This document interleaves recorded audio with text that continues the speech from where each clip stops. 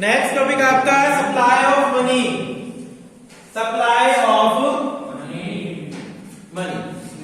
Exam में या तो आते हैं बार्टर सिस्टम के ड्रॉबैक्स, ठीक है, या फिर आपको टॉपिक मिलेगा इसमें से सप्लाई ऑफ मनी में से।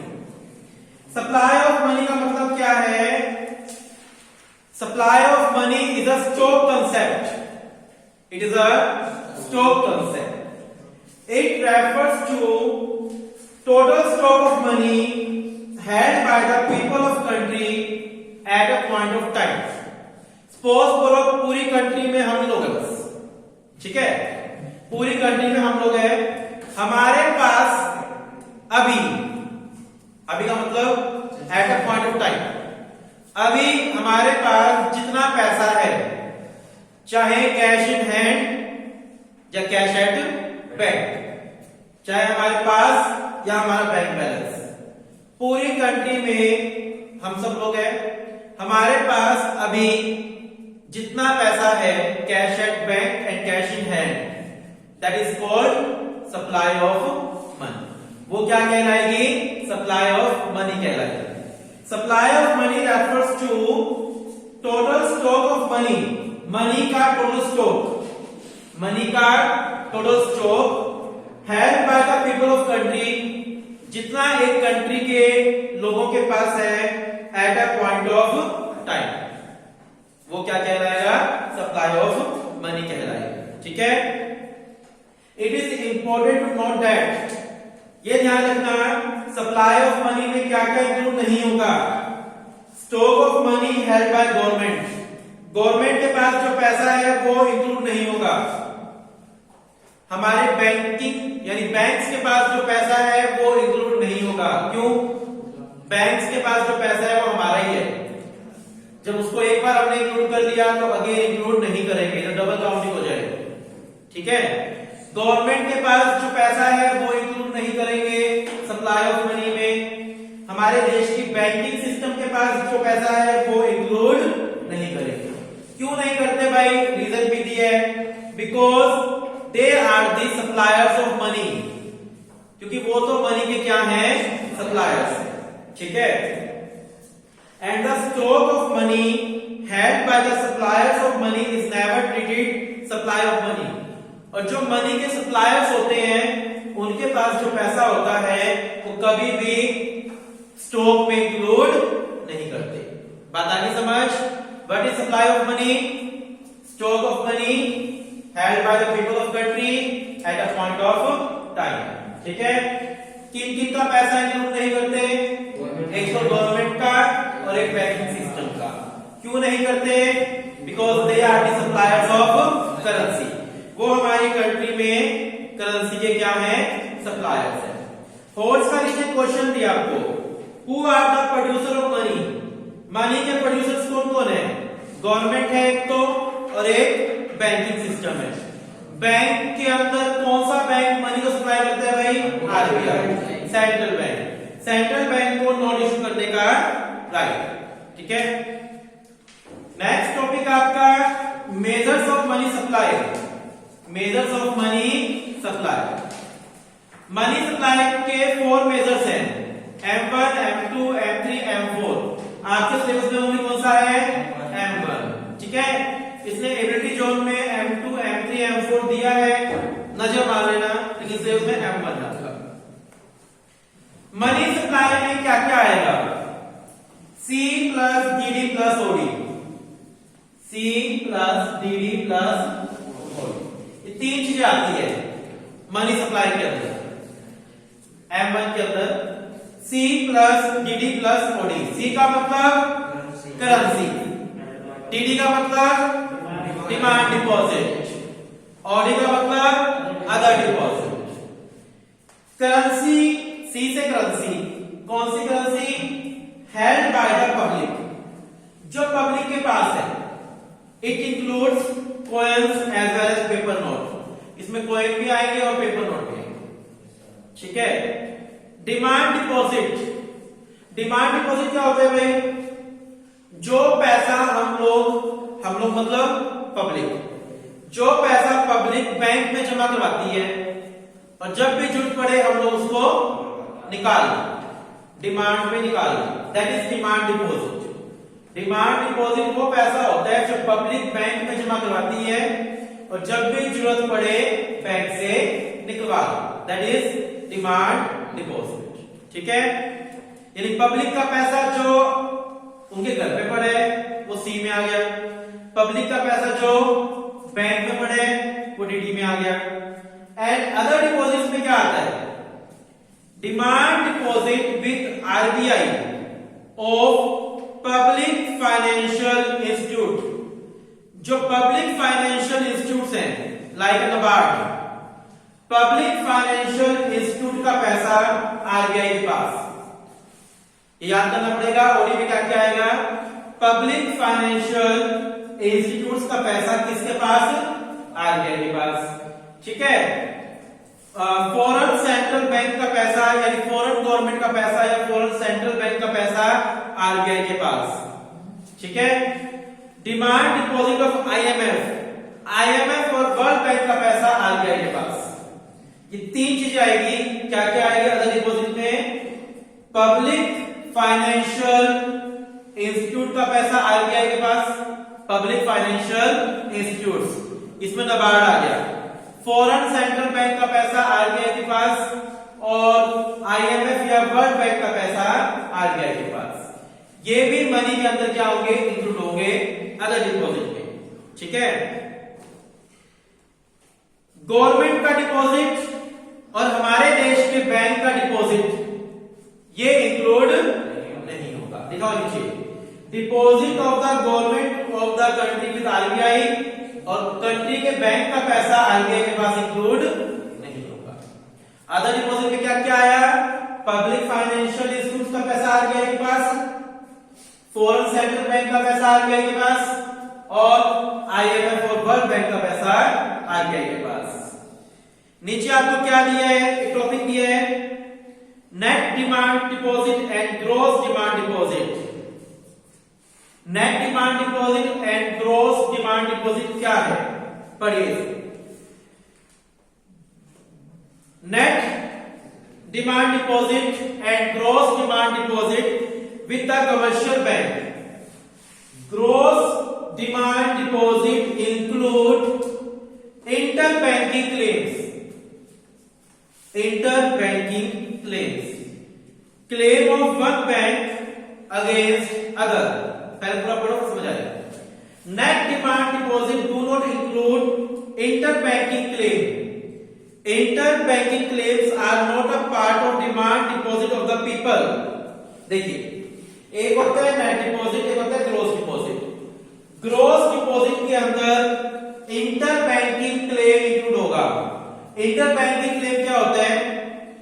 एक बैंक दूसरे बैंक से पैसा मांग रहा है या एक बैंक को दूसरे बैंक को पैसा दे रहे हैं, यानी दो बैंकों के बीच का ट्रांजैक्शन, लेन देन, दो बैंकों के बीच का लेन देन। सपोज करो पीएनबी बैंक है, पीएनबी बैंक ने डिपॉजिट करवा रखा है, कहां पर? एसबीआई बैंक में। सपोज करें पीएनबी बैंक ने डिपॉजिट करवा रखा है कुछ पैसा एसबीआई बैंक के पास। ठीक है, इसको बोलेंगे आप इंटर बैंकिंग क्लेम। क्या बोलेंगे? Inter banking claim. ये होता है ग्रॉस, ये क्या कहलाएगा? Gross demand deposit. Gross demand deposit में इंटर बैंकिंग क्लेम इंक्लूड होते हैं, बैंकों का आपस में लेन देन इंक्लूड होता है। नेट बैंकिंग के अंदर, नेट डिमांड डिपॉजिट के अंदर, नेट डिमांड डिपॉजिट के अंदर बैंकों का लेन देन इंक्लूड नहीं होता।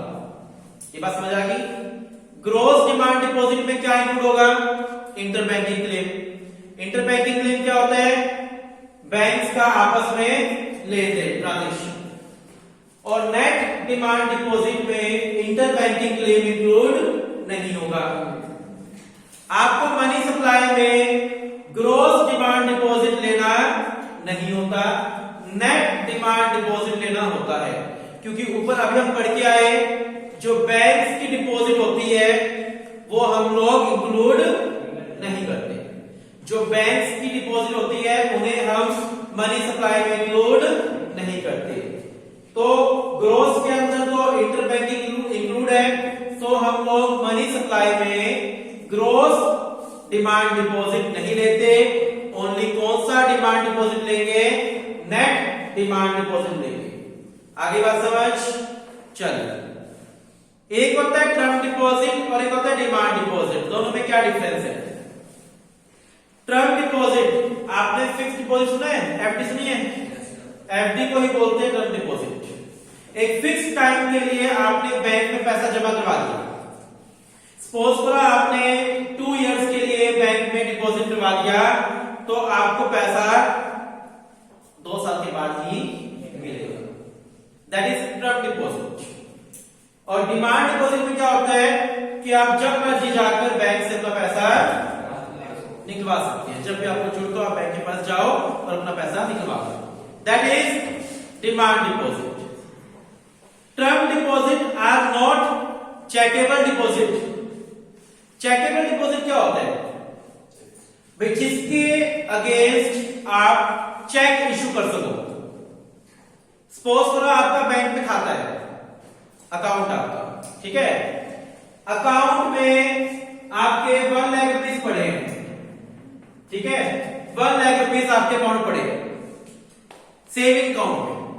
कौन से अकाउंट में? Saving account. सेविंग अकाउंट समझते हो? सेविंग अकाउंट में जो पैसा पड़ा है वो कौन सा डिपॉजिट होगा? टर्म डिपॉजिट होगा या फिर डिमांड डिपॉजिट? Demand deposit. आपको मान लो किसी को 50,000 की पेमेंट करनी है। क्या करनी है? 50,000 की पेमेंट करनी है। तो क्या आप इस 1 लाख में से चेक इशू कर सकते हैं? बिल्कुल कर सकते हैं। आपके सेविंग अकाउंट में जो पैसा पड़ा है और आपको किसी को पेमेंट करनी है, तो आप चेक इशू कर सकते हैं उस सेविंग अकाउंट से। यानी डिमांड डिपॉजिट में से चेक इशू कर सकते हैं, यानी चेक के थ्रू पेमेंट कर सकते हो। और आपने सपोज करो 1 लाख की एफडी करवा रखी है। एफडी का मतलब टर्म डिपॉजिट। तो क्या उसके अगेंस्ट चेक इशू कर सकते हो? नहीं कर सकते। एफडी के अगेंस्ट चेक इशू नहीं कर सकते हो। डिमांड डिपॉजिट के अगेंस्ट आप चेक इशू कर सकते हो। थर्ड पॉइंट आपको ये बोल रहे हैं, term deposit are not checkable deposit. Term deposit को चेकेबल डिपॉजिट नहीं बोलते हैं। डिमांड डिपॉजिट को चेकेबल डिपॉजिट भी बोला जाता है, यानी उसके अगेंस्ट आप किसी को chek इशू कर सकते हो। बात आ रही है समझ यहां तक? क्लियर है बिल्कुल? पढ़ो एक सेकंड जल्दी से।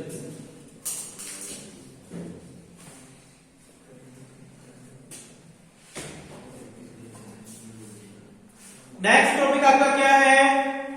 Who supply money. मनी को सप्लाई कौन करता है? Suppliers of money include central bank of country, commercial bank and the government. ठीक है? Who supply money? Central bank, commercial bank and the government.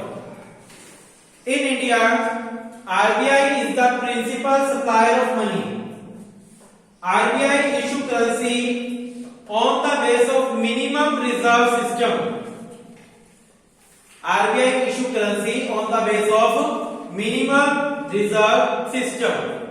Under the system, Reserve Bank maintain minimum reserve of rupees 200 crore. पहले पूरा paragraph पढ़ो फिर समझ आएगी। Minimum reserve of 200 crore in the form of gold and foreign securities. कहते हैं of this reserve value of gold must be 115 crore. Commercial bank are the second significant source of money supply. Unlike the central bank, commercial bank do not have authority of issuing currency. The commercial bank cannot issue notes and coin, yet they are the suppliers of money as they create money by way of demand deposit. This deposit serve as a supply of money because these are checkable deposits. समझना ध्यान से यहाँ पर। हमारे देश में money की supply कौन करते हैं? 3 लोग मिलकर कौन? आरबीआई, कमर्शियल बैंक और गवर्नमेंट। आरबीआई जो है उसको सिर्फ नोट छापने का राइट है, ठीक है। हमारे देश में कॉइन कौन छापती है? गवर्नमेंट। गवर्नमेंट की कुछ अथॉरिटीज हैं वो छापती है। नोट छापने का काम करती है आरबीआई। पब्लिक तक पहुंचाने का काम कौन करता है? Commercial bank. कमर्शियल बैंक को नोट इशू करने का राइट नहीं है, लेकिन नोट सप्लाई करने का राइट है। पब्लिक को नोट सप्लाई कौन करेगी? Commercial bank. ठीक है। इसके ऊपर क्या बोल रहे हैं? हमारे देश में जो आरबीआई है वो करेंसी किस बेस पर छापती है? Minimum reserve system. सुना आपने मिनिमम रिजर्व सिस्टम क्या होता है? जितनी हमारे देश के पास करेंसी है ना, वो किस बेस पर छपती है? मिनिमम रिजर्व सिस्टम पर। यानी करेंसी के बदले में गवर्नमेंट को अपने पास 200 करोड़ रुपए, यानी 200 करोड़ का क्या, जिसमें से 115 करोड़ का गोल्ड और बाकी बची हुई फॉरेन सिक्योरिटी। 115 करोड़ का कम से कम गोल्ड और बाकी बची हुई फॉरेन सिक्योरिटी को रिजर्व रखना पड़ेगा। क्या रखना पड़ेगा? रिजर्व। मतलब ये कंडीशन है, ये रख के 200 करोड़ रुपया रिजर्व रख के फिर क्या कर सकती है? करेंसी इशू कर सकती है। ठीक है। जैसे मान लो अभी लास्ट में अभी 500 के और 2000 के नोट आए थे, तो नई करेंसी छापी गई थी। तो नई करेंसी छापने से पहले ये देखा जाएगा कि गवर्नमेंट के पास कम से कम 115 करोड़ का गोल्ड रिजर्व हो और बाकी बचा हुआ फॉरेन सिक्योरिटी है या नहीं है। अगर इतना रिजर्व होगा तो नई करेंसी छापी जाएगी, अदरवाइज नई करेंसी नहीं छापी जाएगी। वो पुरानी करेंसी चलती रहती है। ठीक है। मिनिमम इतना रिजर्व होगा तो नई करेंसी को पास आउट किया जाएगा, अदरवाइज नहीं किया जाएगा। तो अभी आपको ज्यादा डिटेल में नहीं समझना, इतना समझ लो कि हमारी कंट्री के अंदर करेंसी जो है वो मिनिमम रिजर्व सिस्टम पर इशू होती है। मिनिमम रिजर्व मतलब कम से कम 115 करोड़ का गोल्ड रिजर्व रखे गवर्नमेंट अपने पास और बाकी बची हुई गवर्नमेंट फॉरेन सिक्योरिटी। उसके बेस पर ही क्या होगा? नोट इशू किए जाएंगे, अदरवाइज नोट इशू नहीं किए जाएंगे। ठीक है। लास्ट देखिए, बैंक मनी। इसमें एक पूरी लाइन पढ़ो। Government is the third source of money supply in country. In India ministry of finance, जो हमारी गवर्नमेंट की अथॉरिटी है, ministry of finance issue 1 rupees note, 1 रुपए का नोट और जितने भी कॉइन्स है 1 रुपीज का नोट और जितने भी कॉइन है हमारी कंट्री में कौन छापती है? गवर्नमेंट। गवर्नमेंट के बिहाफ पर मिनिस्ट्री ऑफ फाइनेंस। बाकी सभी नोट छापती है आरबीआई। ठीक है। 1 रुपए का नोट और जितने भी कॉइन है वो कौन इशू करेगी? गवर्नमेंट। गवर्नमेंट के बिहाफ पर कौन? Ministry of finance. Last topic किया आपको bank money and high power money. Bank money क्या होती है? बैंक मनी को डिमांड डिपॉजिट बोलते हैं। बैंक मनी को क्या बोलते हैं? डिमांड डिपॉजिट, जिसको हम कभी भी डिमांड करके बैंक से निकलवा लें। ठीक है। हाई पावर मनी किसको बोलते हैं? हाई पावर मनी में क्या क्या आता है भाई? Currency held by the people, gold cash of the commercial bank, cash reserve of the commercial bank with the RBI. This is called monetary base या बेस मनी। गोल्ड कैश क्या होता है ये आने वाले चैप्टर में पढ़ लोगे आप लोग, वहां समझाएंगे। तो हाई पावर मनी में क्या क्या होती है? पीपल के पास जो पैसा है, पब्लिक के पास जो पैसा है, कमर्शियल बैंक के पास जो गोल्ड कैश है और कमर्शियल बैंक का पैसा आरबीआई के पास। ठीक है। ये तीनों चीजें क्या कहलाएगी? हाई पावर मनी कहलाएगी। क्या कहलाएगी? High power. क्लियर है? चैप्टर आपका हो गया है कंप्लीट। कल मैं इसके आपके पीछे के सारे क्वेश्चन सुनूंगा। क्वेश्चन कौन से हैं? वेरी शॉर्ट क्वेश्चन स्टार्ट हो जाना।